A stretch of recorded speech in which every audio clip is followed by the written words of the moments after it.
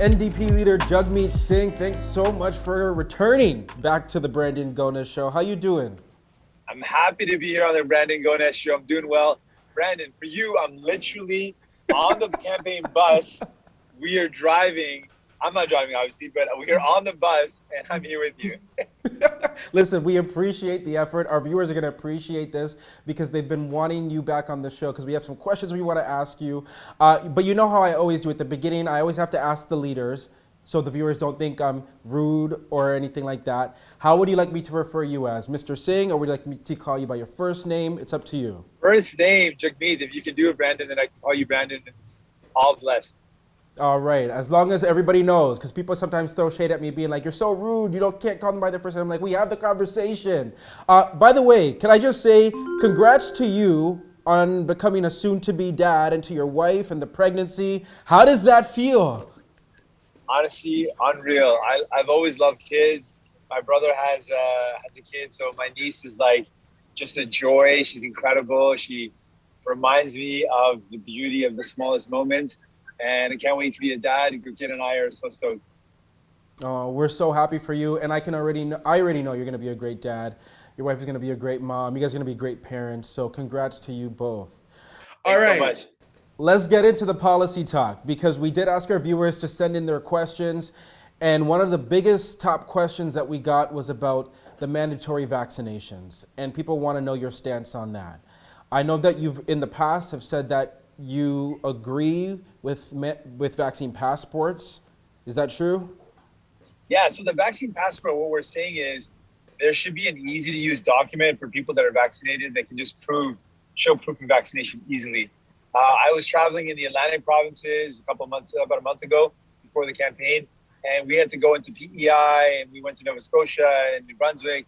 We had to continually pull up our proof of vaccination, go into the emails, print it off, show it, and it would just be a lot easier to have that easy proof of vaccination. So that's what I think, just to make life easier for Canadians, that there should be an easy way to prove it. And for mandatory vaccines, when it comes to frontline workers, people that are in contact with people, I think it makes sense. You still have the choice to say no, but if you're working with people and you're up close and you got to have exposure, we want to keep people safe. But what about, I guess, for people who are still hesitant about the vaccine? Like, some people right now feel like they're being forced to choose between their livelihoods, making a living, providing for their family, and getting vaccinated. What about those people? Well, it's safe, it's healthy, it's good to do. For folks that aren't sure, they can ask questions. I would say, if someone was really, really sick, they would go to a doctor to get better. Those same doctors that they would go to if they were sick or if their loved ones are sick are saying, get vaccinated. And so it's safe, it's healthy, it's the right thing to do. But I'm just wondering, like, the mandatory vaccination policy for even federal workers, for example, those that are hesitant, do you not think that people who are hesitant should still have a bit more time rather than having to choose between the two? Well, they can certainly get the answers that they have questions to. They can find that out. They can speak with their healthcare providers. And for folks who've got a specific healthcare exemption, that's different. There's some people that have dealing with healthcare problems that mean that they can get vaccinated. But for everyone else, if there's not a bona fide reason, they should be getting vaccinated. And if they choose not to, then there's going to be some jobs that they're not going to be able to do.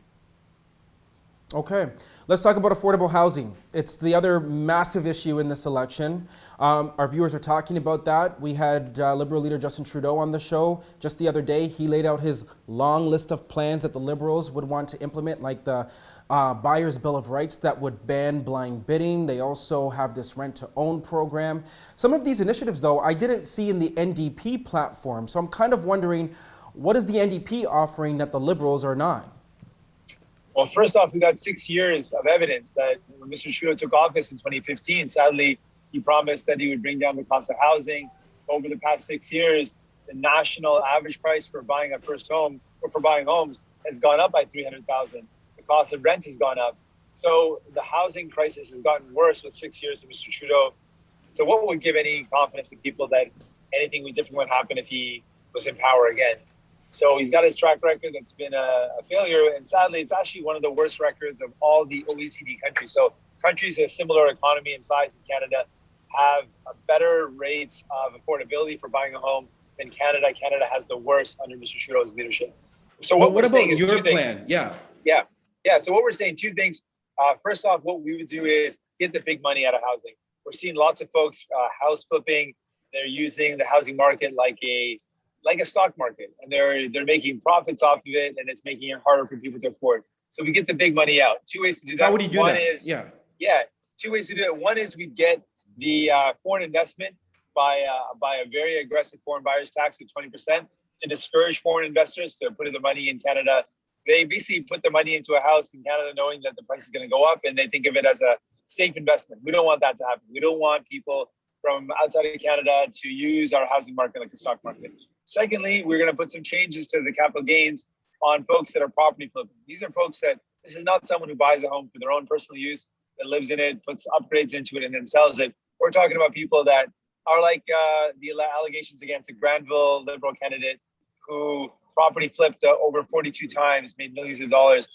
That's what we want to get at. We don't think that's appropriate. We don't think that's right.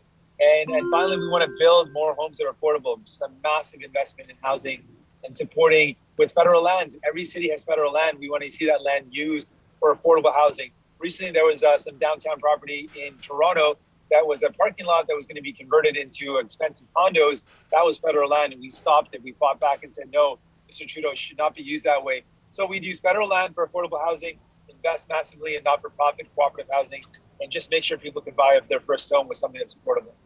Let me ask you about that foreign buyers tax of 20%, because I looked at the Liberals' plan and the Conservatives' plan. They would actually ban foreign buyers for the next 2 years. So how come you guys wouldn't just ultimately just ban foreign buyers instead of just taxing them? Well, what they do is actually they put a 1% tax on folks to keep ownership of it. We want an aggressive 20% because it actually will discourage folks to come in a financial way. We've seen this work in BC. This is what they did, and it really cooled the market in terms of foreign investment.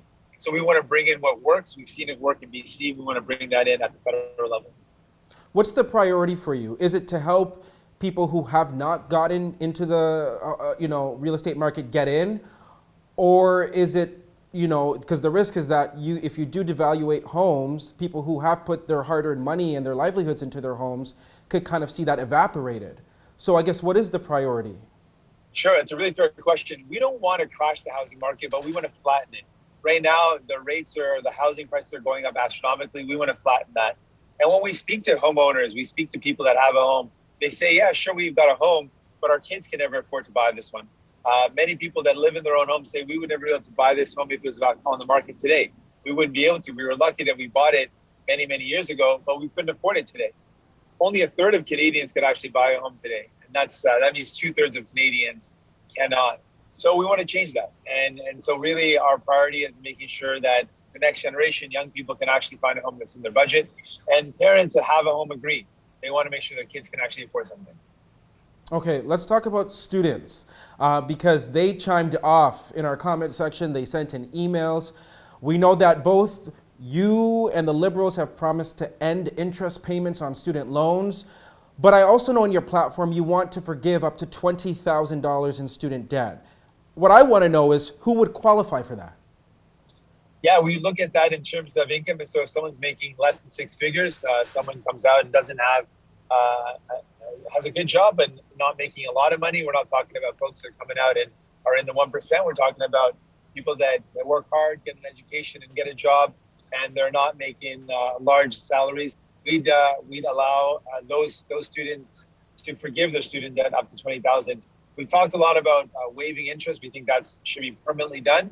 Over the past 6 years since Mr. Trudeau has been in office, with the interest rates that he's allowed to continue, that's meant that students have had to pay $4 billion in total in interest payments while the Liberals have been in power. We think that was the wrong thing. We would immediately and permanently end interest payments on student loans at the federal level, but we would also forgive student loans just to give students a first step. And I think about why it's so important to do that now. When I went to law school, I got some grays in my beard, I know, but it wasn't that long ago. My law school tuition fee was $8,000 a year. Nowadays, that same law school is pushing over $30,000. So in not too long of a time, the rates have gone up so high. Students are graduating with record debt, so we want to help them out. And we've got an achievable plan to forgive up to $20,000 of student debt at the federal level. Some follow-up questions on that. So it's basically any person who makes less than six figures would qualify for this program? That's right. There would be a sliding scale, but basically all student loans would be forgiven up to $60,000 of income, and then just under 100 would get some rates would be forgiven, some amount would be forgiven. But basically, this is to target. We want to make sure those that need it most get the help, and it's not someone that's earning massive income. So someone who graduates is making an investment banker that graduates from business school and that's making $200,000 and $300,000 a year. It's not going to be for them. This is for students that really need it. You talked about how tuition costs have increased in this country dramatically. We've seen it here in Ontario, Nova Scotia, Saskatchewan, you name it. But a lot of students wrote in saying, listen, a lot of us are learning from home. We're not even going into the classroom. We're not even going on campus. But our tuition rates have stayed the same. So they're trying to figure out, why haven't tuition rates been cut if they're not using as many services as they were when they were actually physically in school? What would you do about that? Yeah, I hear students saying that, and I think it makes a lot of sense. They're pretty frustrated. They're not able to go to class. They're still paying the same tuition fees. And tuition fees have been going up year over year. They're getting really expensive. Part of the reason for that has been a lack of funding, and that lack of funding has been provincial. Provincial governments haven't been increasing the funding appropriately, and the federal government hasn't done a lot to make sure that those rates are affordable. So we would increase our federal spending to support provinces and territories. We would increase that funding to help bring down the rates. Our ultimate goal is to work with provinces and territories to eventually eliminate all student tuition. We want to see that there's barrier-free education, free tuition for everyone. If you want to be able to pursue your education, it shouldn't cost you. That's our ultimate goal. And in the short term, we forgive student debt for the students who need it most, and we permanently end interest on student loans. You know, I know you guys have big ambitions. With what you just said, I know you want to implement a national pharmacare plan. You do agree with the $10 a day daycare plan that the Liberals have already started implementing. All of this, though, would cost a lot of money. We're talking north of $200 billion over 5 years. It's a lot of money. So a lot of people are also wondering, how do you pay for that? I think that's the number one question in this election, given how much things have cost. The pandemic's been expensive. The recovery is going to be expensive. People are wondering who's going to pay for it. And I want to be really clear on this. The Liberals and the Conservatives, their plan is going to be to put the burden back on you, because it's what they've done in every election. Anytime things are tough, they have one or two options in their playbook. Either they cut the help to people. We've already seen that started. Mr. Trudeau has cut the CRB by $800 a month. It used to be $2,000, now it's down to $1,200. So that's a pretty significant cut. That's what he's already doing. And Mr. O'Toole is going to bring the same things, cuts to help that people need, or they're going to increase taxes on people. We are the only party that says we are not going to do that. We're not going to cut the help you need, nor are we going to put the burden back on you, back on the middle class, back on working class or small businesses. So who are you going to tax? That's the question. We are the only party saying we're going to go after the super wealthy. And the question was put to Mr. Trudeau just a couple of days ago, and he said, we can't go after the super wealthy with unlimited zeal. And I came back saying, yes, we are. With unlimited zeal, we're going to make sure that Amazon pays their fair share here, because they make profits here, but they don't pay their fair share. We're going to make sure that the companies that hide their money in offshore tax havens can't do that anymore.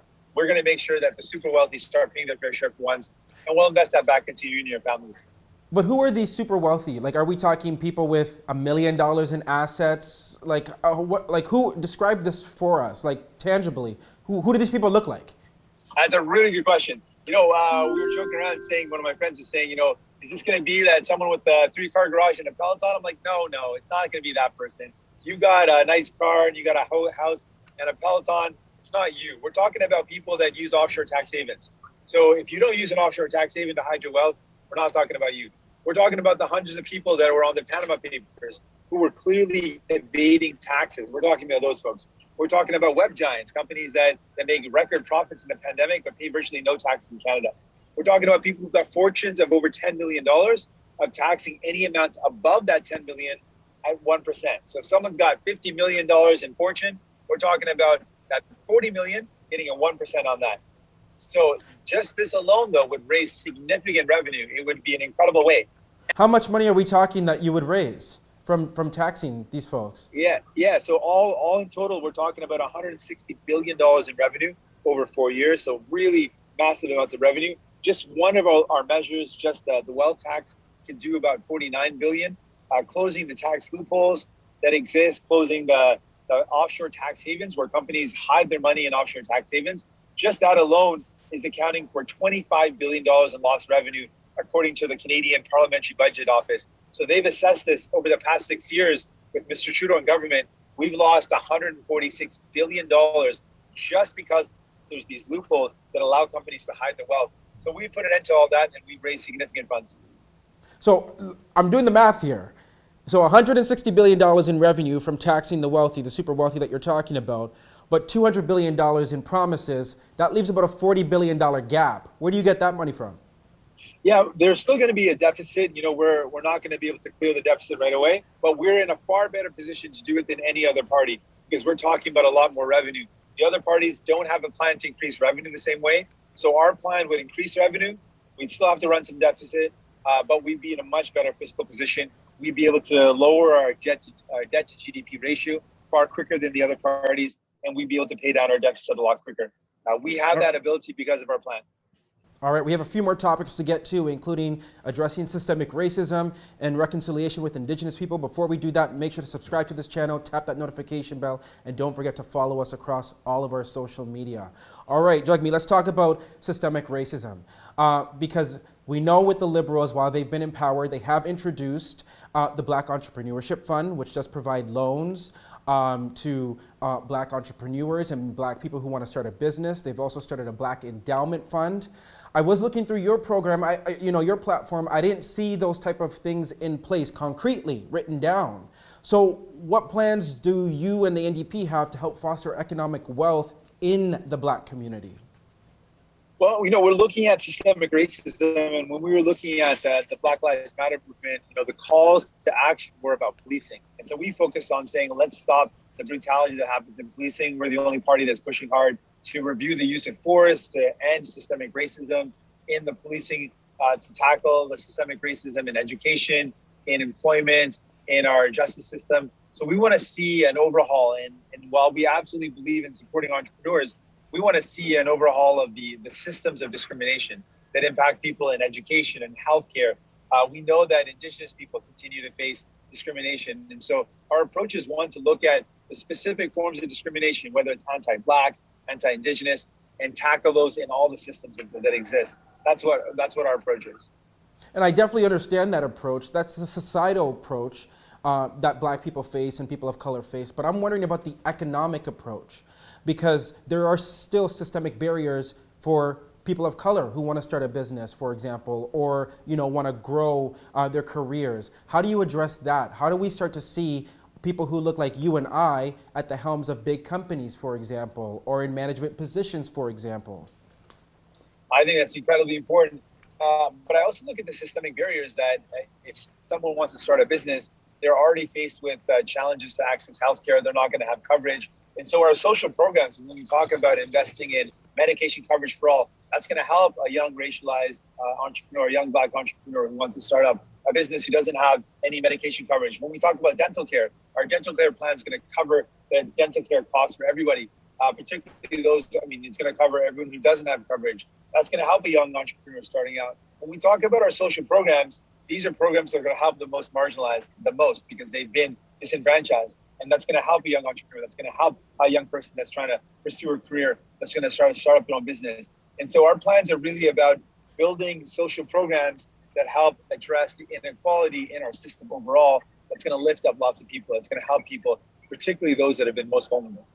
That class action that's been filed by, Black federal employees, basically, which detailed years of discrimination, if you were elected prime minister, would you certify that Black class action lawsuit? Yeah, I think that when we know that something is the case, why would we fight it out in court? We've been saying that on one hand, Mr. Trudeau has talked a lot about caring about Indigenous people, but he's fighting them in court. We think that's inconsistent. Indigenous kids were discriminated. That's what the Canadian Human Rights Tribunal found. And instead of listening to the ruling, he's appealing it in court. And I think that Black community members who know very clearly that there's evidence of discrimination shouldn't have to fight it in court. So if there's good evidence, then we can establish it. Why don't we settle this instead of battling out in court? I think a lot of times when governments have made mistakes, they need to accept the mistakes that were made and then settle and pay out the damages instead of fighting in court. Kind of re-traumatizes people. It makes people have to relive the discrimination. And in civil cases, when it's against a company, companies are going to fight back.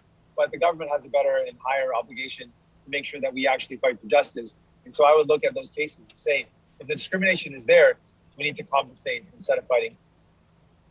You know, all the parties have a plan for reconciliation with Indigenous people, which is finally great to see. But what I want to hear from each of the leaders, and this is why I'm going to ask you this, is why is your plan the one to vote for? Why should Canadians trust you to lead reconciliation with Indigenous people? No, I've lived a different life than the other leaders. I understand what it's like to be made to feel like you're less worthy just because of the way you look. And Indigenous communities are going through a lot worse than that. They have been systemically oppressed by Canada. They have been the victim of genocide and an ongoing legacy of injustice. I understand that a little bit more, having lived a little bit of what that's like to be made to feel less worthy. And when I talk about fighting for justice for Indigenous people, it comes from an experience, it comes from a lived experience, it comes from wanting to fight for justice and fairness for everyone. And we've got a track record we can look at. We can look at what Conservatives did in power. They didn't make things better for Indigenous people. We can look at Mr. Trudeau, and sadly, he promised a lot, and I was pretty hopeful as well. But when I went to Niskandiga just a couple of days ago and spoke with the people there, this is the oldest boil water advisory in the history of our country. They have not had clean drinking water for over 27 years. And these are folks that cannot open up the tap in their homes to drink water. I think they deserve a lot better. And I would immediately end legal battles. I alluded to those earlier, that Mr. Trudeau is fighting Indigenous kids in court. The Conservatives before them weren't willing to support Indigenous communities. I'm committed to it. I have laid out my path, and I've said that we start with clean drinking water, ending the legal battles, making sure we respect Indigenous communities as equals, as partners, as nations, and we will walk the path of justice and fairness. Okay. My last question is about climate change. This question people have asked us to get clarity on, so let's try to get that from you right now. We've looked at your climate change plan. Well, I know the climate crisis plan, let's call it what you put it in there. And it was very clear that your target's more aggressive than both the Conservatives and the Liberals. But what I do want to ask you about, though, is the Trans Mountain Pipeline. Because we know that you were against the purchasing of that pipeline, but right now, Canadians own it. So if you were to be elected Prime Minister, what would you do with that pipeline? So as you know, I'm opposed to it. I've always been opposed to it. I remain opposed to it. When we're in government, we'll look at how far Justin Trudeau brought this project along. If he would have used the same passion in building pipelines and flowing oil to deal with the problem of clean drinking water for Indigenous people, I feel like we'd be far better off. But it looks like he's taken this project really far. We'll take a look at what that means for Canadians and make the best decision. I believe in being responsible in governance. I believe in responsible governance, and that means making good decisions. And I've been opposed to it. I would have never bought it. I would have never expanded it. And now I will look at it and make the best determination. So we may have to keep it. Well, we're just going to look at it and make that assessment based on what's in the best interest of Canadians. We don't know what Justin Trudeau did in terms of deals signed and what he did in terms of how far he's taken this project. We want to be prudent. We want to be responsible. But we want to make sure our investments go towards clean energy, renewable energy, fighting the climate crisis, reducing our emissions. And we know that Mr. Trudeau's track record on that has left a lot of people disappointed. He's got the worst track record of any country in the G7, promised to end fossil fuel subsidies and increase them. There's a lot of things that we would do differently. We would end those fossil fuel subsidies. We would invest in clean and renewable energy. We would make sure we create good jobs that help us fight the climate crisis. There's a lot of hope out there. There's a lot that we can do. We would do things quite differently. Last question for you. I hate polls. I hate them with a passion because nobody can ever predict what Canadians are going to do until Canadians actually vote. So what are you predicting on election night? And be honest with me. Listen, I'm an optimist. I keep on fighting to the end, no matter what. I don't care about the odds. I don't care if they're against me.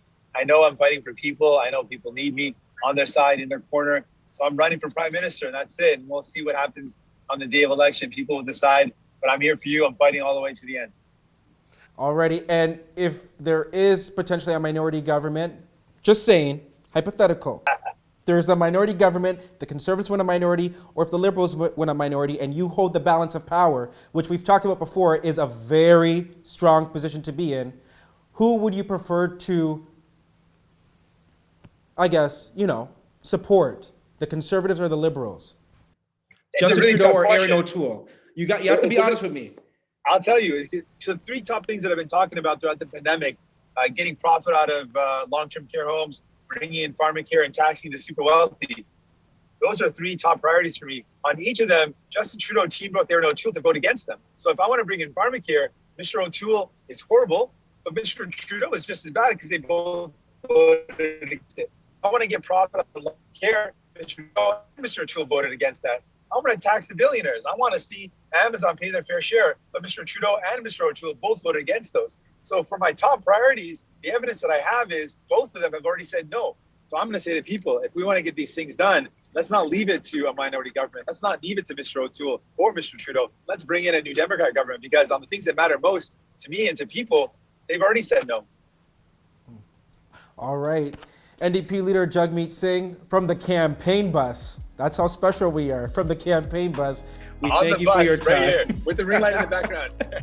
Take care. We'll talk soon and good luck, okay? See you. All right, so listen, how do you feel? That was NDP leader Jagmeet Singh. How do you feel about what he had to say and his policy points? Do you feel that your questions were answered? Let me know right now in the comments section. And by the way, we have done other one-on-one with the other party leaders, including Liberal leader Justin Trudeau, Green Party leader Annamie Paul. If you haven't watched those, go watch those right now. And we have a whole bunch of election explainers really breaking down each of the parties' platforms. This is the place for the best election coverage. We promise you that, so make sure to keep it locked. But like I said in my last one-on-one, I now need a glass of water. I don't have one, so let me go find one. And BG, me, will see you very soon. Take care.